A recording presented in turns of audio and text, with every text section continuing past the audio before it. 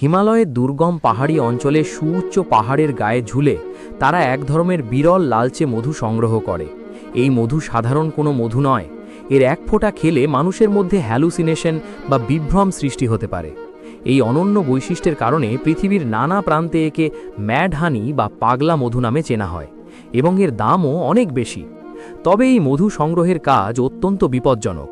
সংগ্রাহকদের মুখোমুখি হতে হয় পৃথিবীর সবচেয়ে বড় আকারের মৌমাছির ঝাঁকের সাথে, যাদের হুলের আঘাত অত্যন্ত বেদনাদায়ক। তারা পাহাড়ের গা বেয়ে নামেন বাঁশের তৈরি সরু মই বেয়ে, আর নিচে থাকে কয়েকশো ফুট গভীর খাত। বছরে মাত্র দুবার এই মধু সংগ্রহের সুযোগ থাকে, তাই প্রতিটি মৌসুমই তাদের জীবনের জন্য অত্যন্ত গুরুত্বপূর্ণ।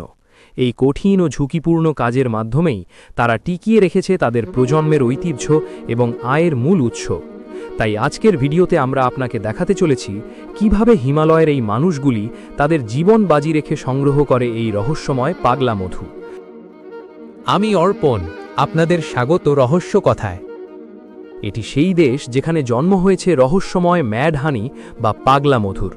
এই ধরনের বিরল ও দামি মধু যা সংগ্রহ করতে হয় প্রাণঘাতী পরিস্থিতিতে। কিন্তু প্রশ্ন হল, কি এমন আছে এই মধুতে যার জন্য মানুষ জীবন বাজি রেখে পাহাড়ের খাড়া দেওয়ালে ঝুলে এগুলি সংগ্রহ করে? আসলে এই মধু শুধু খাদ্য নয়, এটি এক গভীর সাংস্কৃতিক ঐতিহ্যের প্রতীক। তবে অর্থনৈতিক দিক থেকেও এর মূল্য অপরিসীম। আন্তর্জাতিক বাজারে 1 কিলোগ্রাম এই পাগলা মধুর দাম প্রায় $500 পর্যন্ত উঠতে পারে। এই মধুতে আছে গ্র্যানোটক্সিন নামে প্রাকৃতিক এক রাসায়নিক উপাদান, যা উচ্চ পর্বতের রডোডেন্ড্রন ফুলের মধুস থেকে আসে। এই যৌগের কারণেই মধুটি খেলে মানুষের মধ্যে সৃষ্টি হয় বিভ্রম, আনন্দ, এমনকি উচ্ছ্বাসও। শুধু তাই নয়, প্রাচীন চিকিৎসা শাস্ত্রে একে ব্যবহার করা হতো গাঁটের ব্যথা উপশম, হৃদযন্ত্রের শক্তি বাড়ানো এবং যৌন ক্ষমতা বৃদ্ধির প্রাকৃতিক উপায় হিসেবে। এভাবেই বহু প্রজন্ম ধরে এই মধু সংগ্রহের কৌশল বাবা থেকে ছেলের কাছে হস্তান্তর হয়েছে। গ্রামের কেন্দ্রে প্রস্তুতি চলে সংগ্রহ অভিযানের জন্য। বাঁশ কেটে তৈরি করা হয় লম্বা মই, যেগুলি ঝুলে থাকতে পারে 100 ফুট উপরে পাহাড়ের দেওয়ালে। প্রতিটি মই তাদের জীবনের ভরসা, আর নিচে থাকে কয়েকশো ফুট গভীর খাত। এই প্রস্তুতিতে অংশ নেয় গ্রামের প্রায় সবাই, কিন্তু মূল অভিযানে অংশ নেয় কেবল অভিজ্ঞ শিকারীরা, কারণ একটি মাত্র ভুল পদক্ষেপ মানে মৃত্যু। এই মধু তৈরি করে পৃথিবীর সবচেয়ে বড় মৌমাছি হিমালয়ান জায়ান্ট বি, যা অন্য কোনো প্রজাতির পক্ষে এমন অসম্ভব উচ্চতায় পৌঁছানো সম্ভব নয়। প্রতিবছর মাত্র দুবার এই শিকার মৌসুম শুরু হয়, আর প্রত্যেকবার লক্ষ্য থাকে অন্তত 15 লিটার এই লালচে মধু সংগ্রহ করা। এই মধুই গ্রামের অর্থনৈতিক প্রধান ভরসা। তাই শিকার শুরুর আগে গ্রামের পুরোহিত দেবদেবীর কাছে প্রার্থনা করেন যেন শিকার সফল হয় এবং কেউ আহত না হয়। সবাই জানে এবার তারা ফিরে নাও আসতে পারে, কারণ তার নির্ভর সেই খাড়া পাহাড়ের দেওয়াল আর মৌমাছির ঝাঁকের উপর। একটি ভুল মানে ফাঁকা ঝুড়ি নিয়ে ফেরা বা হয়তো আর ফিরে না আসা। অভিযানের আসল অংশ শুরু হয় পাহাড়ের ওঠার আগেই। প্রথম বাধা হল পাহাড়ের নিচে থাকা এক পীর নদী, যার স্রোত এতটাই অনিশ্চিত যে এক পা ভুল হলেই সব শেষ। পিঠে বাঁশের মই, দড়ি, ঝুলি আর সব সরঞ্জাম নিয়েই শিকারীদের পার হতে হয় সেই নদী। তারা গাছ কেটে তৈরি করে অস্থায়ী সেতু, যাতে সবাই একে একে পার হতে পারে ওই নদী। এই পর্যায়ে সবাই একসঙ্গে কাজ না করলে অভিযান শুরু হওয়ার আগেই তা ভণ্ডুল হয়ে যেতে পারে। ঘণ্টার পর ঘণ্টা হেঁটে অবশেষে তারা পৌঁছায় সেই খাড়া পাহাড়ের চূড়ায়, যেখানে বিশাল মৌচাক ঝুলে থাকে। এখান থেকে শুরু হয় প্রকৃত শিকার প্রক্রিয়া, যা শতাব্দী ধরে একই রকমভাবে চলে আসে। দলটি সাধারণত 3 ভাগে বিভক্ত হয়। উপরের দল দড়ি ও বাঁশের মই নিয়ন্ত্রণ করে, নিচের দল আগুন জ্বালিয়ে ধোঁয়া তৈরি করে, আর মাঝের দল সবচেয়ে বিপজ্জনক কাজটি করে, মই বেয়ে নেমে যায় মৌচাকের মুখে। ধোঁয়াই এই শিকারীদের একমাত্র অস্ত্র। পাহাড়ের নিচে শুকনো পাতা জ্বালিয়ে ধোঁয়া পাঠানো হয় উপরে, যাতে মৌমাছিরা বিভ্রান্ত হয়ে যায়। ধোঁয়া মৌমাছির দিক নির্দেশনাকে নষ্ট করে দেয়, ফলে তারা আর দলবদ্ধভাবে আক্রমণ করতে পারে না। ধোঁয়া না থাকলে এই হাজার হাজার বিশাল মৌমাছির আক্রমণ থেকে বাঁচা প্রায় অসম্ভব ছিল। যখন মৌচাকের আশেপাশে মৌমাছিরা কিছুটা শান্ত হয়, তখন শিকারীরা ধীরে ধীরে মই বেয়ে নিচে নামে। তাদের হাতে থাকা লম্বা বাঁশের দণ্ড, যার সাহায্যে মৌচাক থেকে মধুবর্তী অংশ আলাদা করে ঝুড়িতে ফেলতে থাকে।